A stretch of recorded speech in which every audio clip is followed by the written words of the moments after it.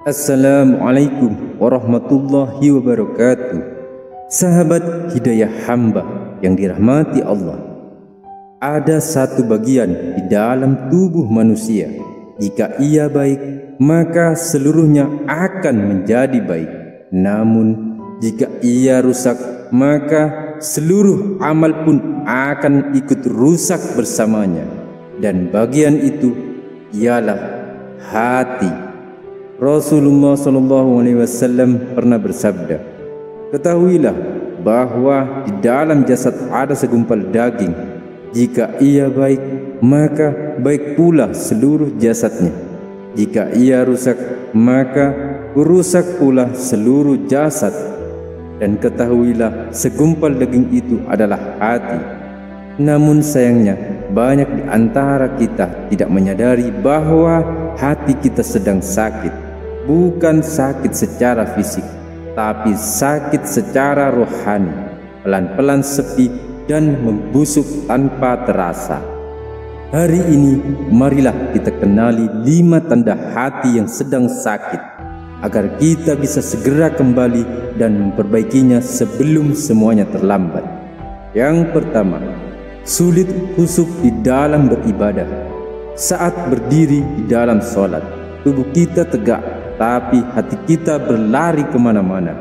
Ketika mengaji, lisan kita membaca, tapi hati kita tak hadir.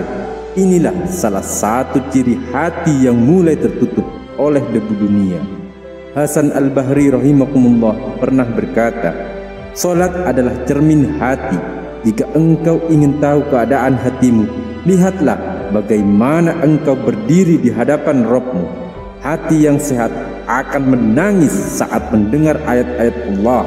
Namun hati yang sakit, bahkan mati, tidak lagi tersentuh meski mendengar ayat ancaman tentang neraka."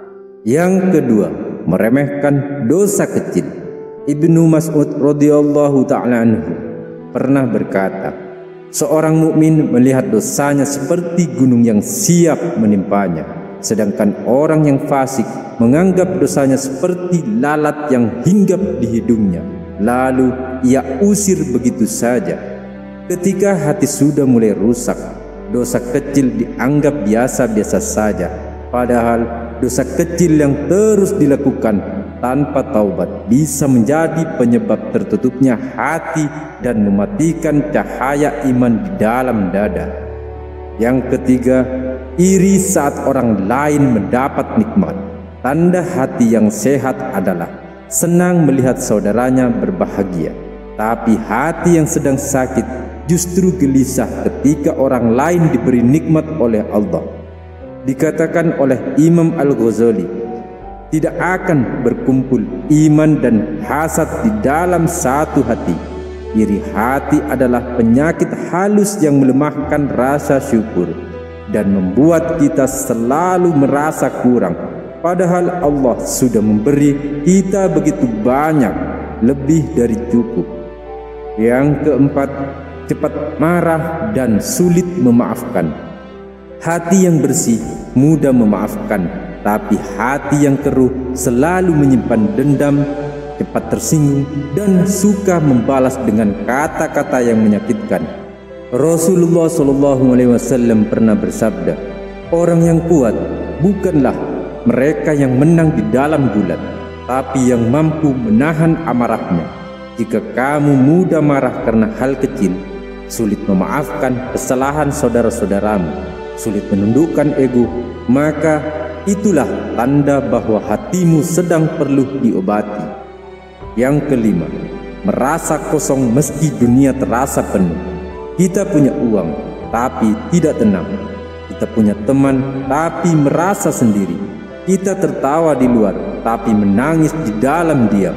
Inilah hati yang lapar, bukan lapar karena tak makan, tapi lapar karena tidak diberi zikir dan iman. Ibnu Qayyim rahimahullah berkata, di dalam hati manusia ada kekosongan yang tidak bisa diisi kecuali dengan mengenal Allah. Jika kamu merasa kosong tanpa sebab, mungkin hatimu sedang memanggilmu untuk kembali. Sahabatku yang dirahmati Allah, Jangan tunggu sampai hati kita membeku dan tak lagi mampu menangis. Jangan biarkan cahaya iman padam karena kita terlalu lama menunda perbaikan diri.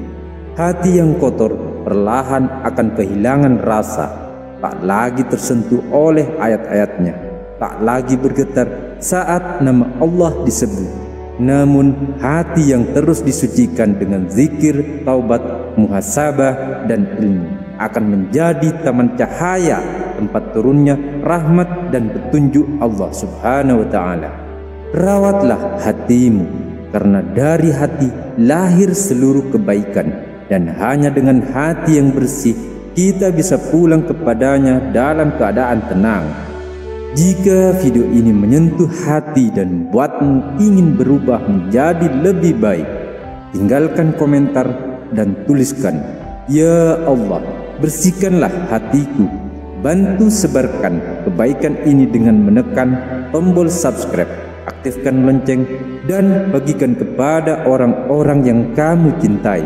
Karena satu pertolongan dan satu komentarmu bisa menjadi penyebab berubahnya hidup seseorang, dan semoga menjadi pahala jariah untukmu. Amin, amin, amin ya Rabbal Alamin. Sampai jumpa kembali di renungan berikutnya di channel Hidayah Hamba. Wassalamualaikum warahmatullahi wabarakatuh.